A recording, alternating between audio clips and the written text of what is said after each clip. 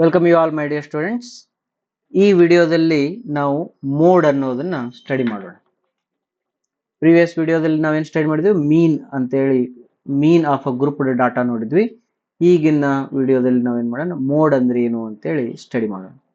Mode of the group data. Okay, mean ಅಂದ್ರೆ ಏನು? Average ತಗೊಂಡಂಗ ಆ ಆವರೇಜ್ ಕಂಡುಹಿಡಿಯಲಿಕ್ಕೆ ನಿಮಗೆ summation of f divided by numbers. Average ಕಂಡುಹಿಡಿಯಲಿಕ್ಕೆ ಇನ್ನೊಂದು formula summation of f into x divided by f, summation of f. ಇನ್ನೊಂದು summation of x equal to a plus summation of f into x divided by summation of f ಅಂತ ಬಂದಿತ್ತು. ಇನ್ನೂ ಒಂದು ಬಂತು X H ಕೂಡ್ಕೊಂಡು ಏನೇನೋ ಮಾಡಿ previous ವಿಡಿಯೋದಲ್ಲಿ ನಾವು ಮೀನನ್ನು ಕಂಡುಹಿಡಿಯಲಿಕ್ಕೆ ಹೇಳಿದ್ವಿ.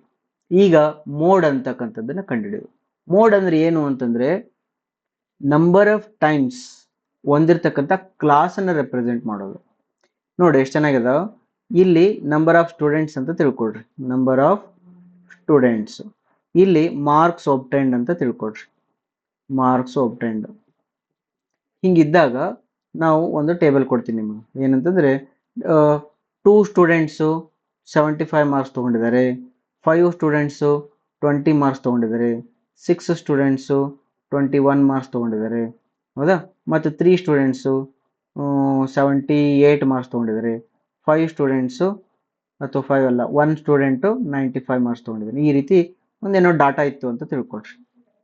ಈ ಡಾಟಾ ಇದ್ದಾಗ ನೀವೇನು ಮಾಡ್ಬೇಕು, ಮೋಡ್ ಅಂತಂದ್ರೆ ಏನಂತಂದ್ರೆ ರಿಪಿಟೇಷನ್ ಜಾಸ್ತಿ ಯಾರು ಆಗ್ಯಾರ, ನಾವು ಯಾರು ನೋಡ್ಬೇಕಂದ್ರೆ ಈ ಕಡೆ ನೋಡ್ಬೇಕು. ಮೀನ್ ಅಂತಂದು ಏನಿತ್ತಲ್ಲ, ಅದು ಮೀನ್ ಅನ್ನೋದು ಮೇಲೆದು ನೋಡ್ತಿದ್ವು. ಅದಕ್ಕೆ ಮೀನ್ ಅಂದ್ರೆ ಏನು? ಮೀನ್ ಮಾರ್ಕ್ಸ್. ಮೀನ್ ಮಾರ್ಕ್ಸ್ ಅಂದ್ರೆ ಈ ಕ್ಲಾಸ್ ಏನೈತಲ್ಲ, ಈ ಕ್ಲಾಸ್ ಹುಡುಗರಲ್ಲಿ ಆವರೇಜ್ ಮಾರ್ಕ್ಸ್ ಎಷ್ಟಪ್ಪ, ಎಲ್ಲರಿಗೂ ಆವರೇಜ್ ಎಷ್ಟಪ್ಪ ಅಂದ್ರೆ ಮೀನ್.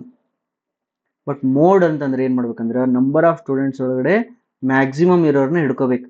2, 5 ಜನ, 6 ಜನ, ಇದನ್ನ ಹಿಡ್ಕೋ. ಇದನ್ನು 6 ಮೆಂಬರ್ಸ್ 21 ಮಾರ್ಕ್ಸ್ ತಗೊಂಡಾರ ಅಂತಂದ್ರ then 21 is a mode of the table, mode of the class. 21 ಅಂದ್ರೆ ಏನದು? ಮೋಡ್ ಅಂತ ಕರೀತಾರೆ ಅದನ್ನ. ಅಂದ್ರೆ ಏನಿದು? ಜಾಸ್ತಿ ಜನ ಸ್ಕೋರ್ ಮಾಡಿರುವ ಮಾರ್ಕ್ಸು ಆವರೇಜ್ ಮಾರ್ಕ್ಸು. ಮೀನ್ ಅಂದ್ರೆ ಆವರೇಜ್ ಮಾರ್ಕ್ಸು, ಮೋಡ್ ಅಂತಂದ್ರೆ ಜಾಸ್ತಿ ಜನ ಸ್ಕೋರ್ ಮಾಡಿರುವ ಮಾರ್ಕ್ಸು. ಈಗ ನಿಮ್ಮ ಸ್ಕೂಲ್ ಒಳಗಡೆ ಒಂದಿಷ್ಟು ಹುಡುಗರು ಇದಾವ ಅಂತ ತಿಳ್ಕೊಡ್ರಿ. ಅವ್ರದ್ದು ಹೈಟ್ ಹೇಳ್ತೀನಿ ನೋಡ್ರಿ. ಈಗ ಒಂದು 5 ಜನ 160 ಸೆಂಟಿಮೀಟರ್ ಒಳಗಿದ್ದಾರೆ, ಒಂದು 10 ಜನ 170 ಸೆಂಟಿಮೀಟರ್ ಒಳಗಿದ್ದಾರೆ, ಒಂದು 15 ಜನ ಒಂದು 150 ಸೆಂಟಿಮೀಟರ್ ಇದ್ದಾರೆ, ಒಂದು 5 ಜನ ಒಂದು 20 ಸೆಂಟಿಮೀಟರ್ ಇದ್ದಾರೆ, ಅದ 20 ಬೇಡ 120 ಸೆಂಟಿಮೀಟರ್ ಇದ್ದಾರೆ. ಈ ರೀತಿ ಕೊಟ್ಟಿದ್ದಾರೆ ಡಾಟಾ.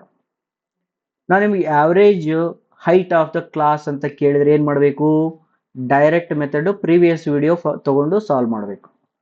ನಾ ಏನಾದ್ರು ಮೋಡ್ ಕೇಳಿದ್ರೆ ಜಾಸ್ತಿ ಜನ ಇರುವ ಹೈಟ್ ಯಾವುದು ಅಂತ ಕೇಳಿದ್ರೆ ಡೈರೆಕ್ಟ್ ಆಗಿ ಟೇಬಲ್ ಅನ್ನು ನೋಡಿ ನೀವು ಹೇಳ್ಬಿಡ್ಬೋದು, ಸರ್ ಇದು ಅಂತೇಳಿ. ಯಾಕೆ 15 ಜನ 150 ಸೆಂಟಿಮೀಟರ್ ಒಂದ್ಯಾರಂದ್ರ ದೆನ್ 150 ಈಸ್ ದ ಮೋಡ್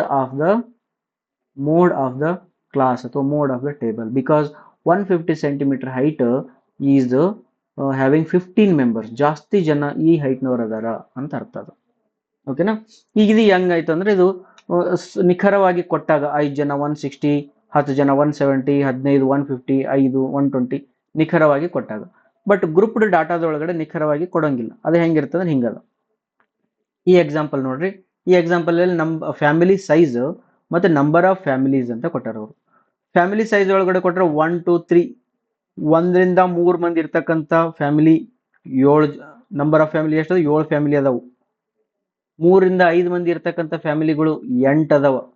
5ರಿಂದ 7 ಜನ ಇರ್ತಕ್ಕಂಥ ಫ್ಯಾಮಿಲಿ 2 ಅದಾವ. 7ರಿಂದ 9 ಜನ ಇರ್ತಕ್ಕಂಥ ಫ್ಯಾಮಿಲಿ 2 ಅದಾವ.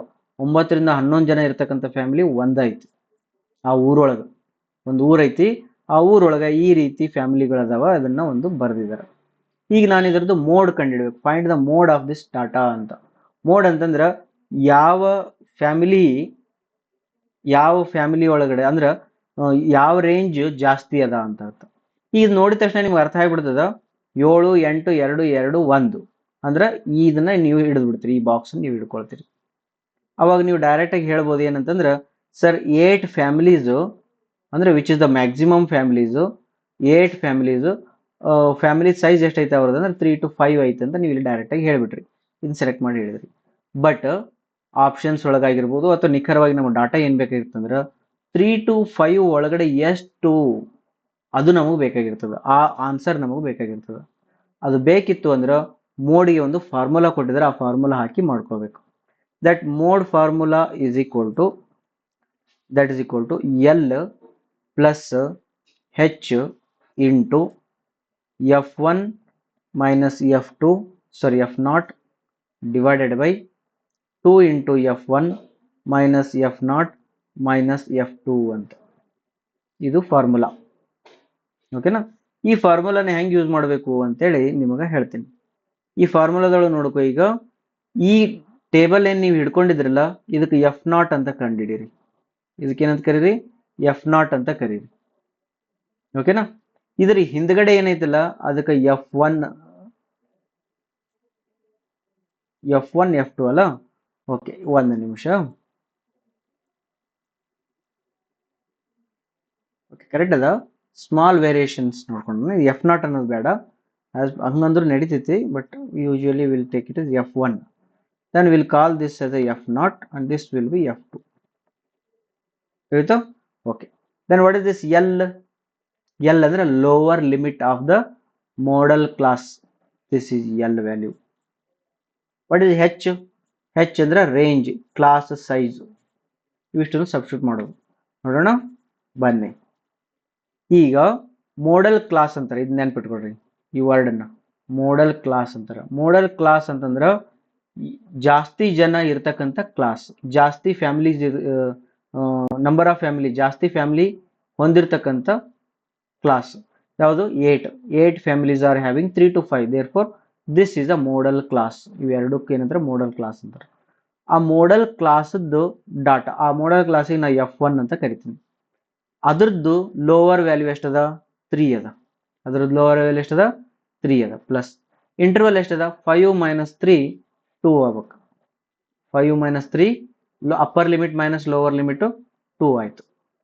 ನೆಕ್ಸ್ಟ್ F1 ಅಂದ್ರೆ ಏನು ಅಂತಂದ್ರೆ 8 ಮೈನಸ್ F0 ಅಂತಂದ್ರೆ ಏನಂದ್ರೆ ಅದ್ರ ಹಿಂದಿಲ್ದು 7 divided by 2 times of F1 ಅಂತಂದ್ರೆ 8 ಮೈನಸ್ F0 ಅಂತಂದ್ರೆ 7 ಮೈನಸ್ F2 ಅಂತಂದ್ರೆ 2.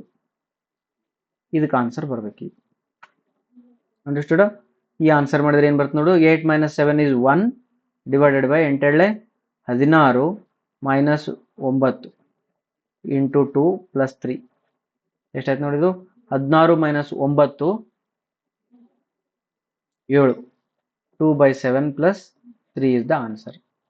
ಓಕೆ, ಎಷ್ಟು ಬರ್ತದೆ ನೋಡ್ಕೊಳ್ರಿ, ಅದು ನಿಮ್ದು ಕರೆಕ್ಟ್ ಆನ್ಸರ್ ಆಗಿರ್ತದೆ. Understood? That is your 3.28. 3.28 is the mode of the data. Find the mode of this data ಅಂತ ಹೇಳಿದ್ರೆ 3.2 is the mode of the data. ಈ ಮೋಡ್ ಅಲ್ಲಿ ಈ ಫಾರ್ಮುಲಾನ ನೆನ್ಪಿಟ್ರೆ ಮುಗಿದೋಯ್ತು. ಇಲ್ಲಿ equal size, unequal size, equal class, unequal class ಏನು ಚಿಂತೆ ಮಾಡೋ ಅವಶ್ಯಕತೆ ಇಲ್ಲ. ಮತ್ತು ವೆರೈಟಿ ಮೆಥಡ್ಸ್ಗಳು ಇಲ್ಲ. ಓನ್ಲಿ ಒಂದೇ ಮೆಥಡು ಏನಂತಂದ್ರೆ ನೀನು ಫಸ್ಟ್ ಮೋಡಲ್ ಕ್ಲಾಸ್ ಕಂಡಿಡ್ಕೊ. ಅದನ್ನ F1 ಅನ್ನು, ಇಂದೊಂದು F0, ಮುಂದೊಂದು F2, ಆಮೇಲೆ ಲೋವರ್ ವ್ಯಾಲ್ಯೂ ಮತ್ತು ರೇಂಜ್ ಇಷ್ಟು ಗೊತ್ತಿದ್ವು ಅಂತಂದ್ರೆ ನೀವು ಮೋಡ್ ಕಂಡಿಡೋದು ಬಿಟ್ಬಿಡ್ಬೋದು. ರೈಟಾ? ನಾನು ನಿಮ್ಗೆ ವಾಟ್ಸಪ್ ಗ್ರೂಪಲ್ಲಿ ಜಾಸ್ತಿ ಕ್ವಶನ್ಸ್ಗಳನ್ನು ಪ್ರಾಕ್ಟೀಸ್ ಮಾಡಲಿಕ್ಕೆ ಪ್ರಾಕ್ಟೀಸ್ ಕ್ವಶನ್ಸ್ಗಳನ್ನು ಶೇರ್ ಮಾಡ್ತೀನಿ.